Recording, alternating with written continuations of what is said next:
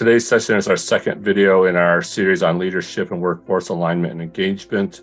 And what we're trying to do is achieve alignment and engagement throughout the organization. And that's a necessary condition to be a high-performing organization. So if we want to be a high-performing organization, we need that alignment, we need engagement, we need everybody in the same mindset. This series is focused on how to achieve that. Today's session specifically going to talk about resistance to change. So understanding what is resistance to change and the layers of resistance that must be overcome to achieve that breakthrough improvement. So if we look at change and we look at why people resist, resistance to change is really the unwillingness to adapt to new circumstances or a way of doing things. So of course, to get better, we got to do something different. To get breakthrough improvement, we got to do some things maybe significantly different. And then that makes people uncomfortable. So resistance stems from many different factors. So one is the belief that change is misaligned with company goals. We have company goals, someone presents a change, and we see misalignment. The next one is a negative consequence is seen as a result of the proposed change. So someone proposes a change, and I see a negative consequence of that change that the person that's proposing the change doesn't see. So of course, that creates the resistance. Or it's the dislike of what the change entails or requires of them. So it's like, oh, I got to do a bunch of extra work if we implement this change. It's like, I'm not going to do that. Or a fear of losing control or power or status, or unwanted increase of responsibility or accountability. So these are things that resistance stems from. Some of the necessary conditions to be high performing is to satisfy all the customer's needs, meet the needs of the organization, but more importantly, establish a mindset to achieve sustainable improvement. And again, an improvement isn't an improvement if it's not sustainable. It has to be sustainable. And of course, we want to create that positive change in organizational culture, and we do that by focus. And our definition of focus is doing what should be done to get breakthrough improvement and not doing what shouldn't be done that's going to distract us from achieving our goals. Building a high-performing organization is a 4-step process.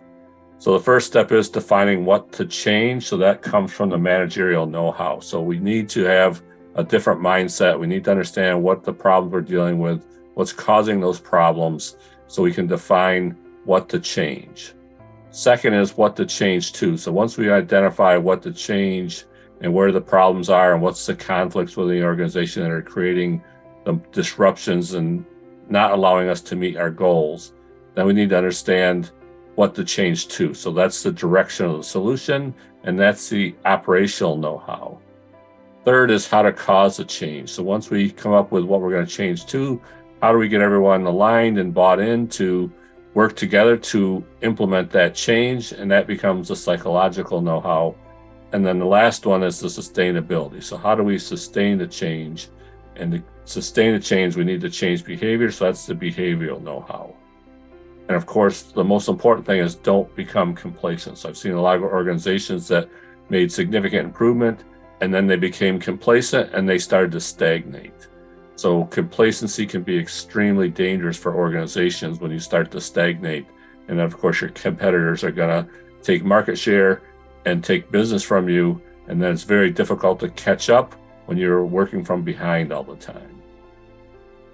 So if we look at the layers of resistance, so there's multiple layers of resistance, and to achieve that breakthrough improvement, we need to work through those layers and make sure that we overcome each of the layers so we have a complete solution, everybody's aligned, everybody's bought in, and we can start to make the necessary changes to get that breakthrough improvement.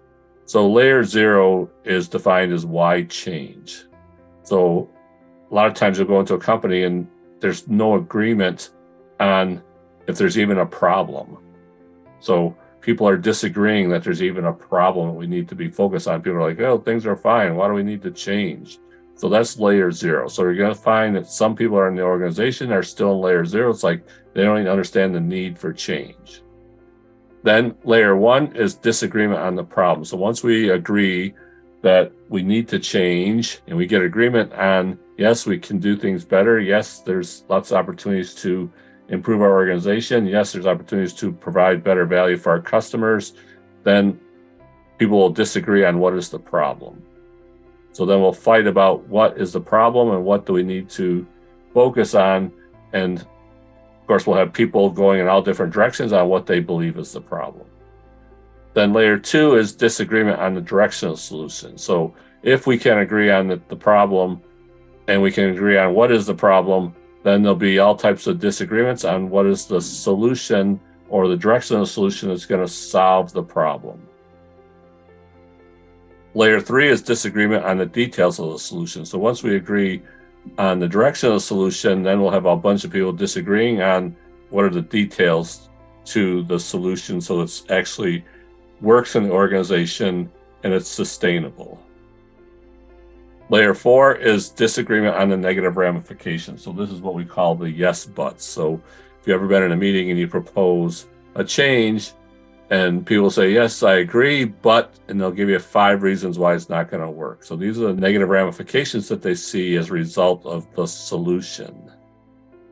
Layer 5 is disagreement on the details of the implementation. So once we understand that what are the details of the solution, what are the solutions to overcome the negative effects that we might see, then we disagree on the details of how we're going to implement in what sequence. And again, to be a complete solution, we need to solve the problem and we need to eliminate all negative consequences of the solution. Otherwise, it's not a complete solution. So getting past layer 4 is a lot of work. And then, of course, how are we going to implement? What's the best techniques to implement the solution? And we'll have all sorts of disagreement on that. Then layer 6 is what we call unverbalized fear. So there's going to be risks associated with changing the operating environment or changing the way we do things or changing the system or changing the organization. And people start to freak out when they see risks of the unknown. So it's like, I don't know what's going to happen because in the current environment, we've been working in this environment for years and years and years, and we know the outcomes, even though they're not the best outcomes for the organization and there's opportunities to get better. But when we start to do things differently, especially when they're counterintuitive, people start to freak out and start to have fear because it's like, I don't know what's going to happen. So it's like, if we do this new technique or this new method, we don't know what the outcome is going to be, and that scares a lot of people. So those are the layers of resistance. The next set of sessions are going to talk about how to overcome each of these layers and what tools and techniques I've used to overcome these layers to get complete buy-in, to get alignment, and set the stage for breakthrough improvement. So that's our session for today. Again, connect with me on LinkedIn, visit our website, go to our YouTube channel where we have lots of information on techniques and tools to achieve breakthrough improvement and to get alignment within the organization.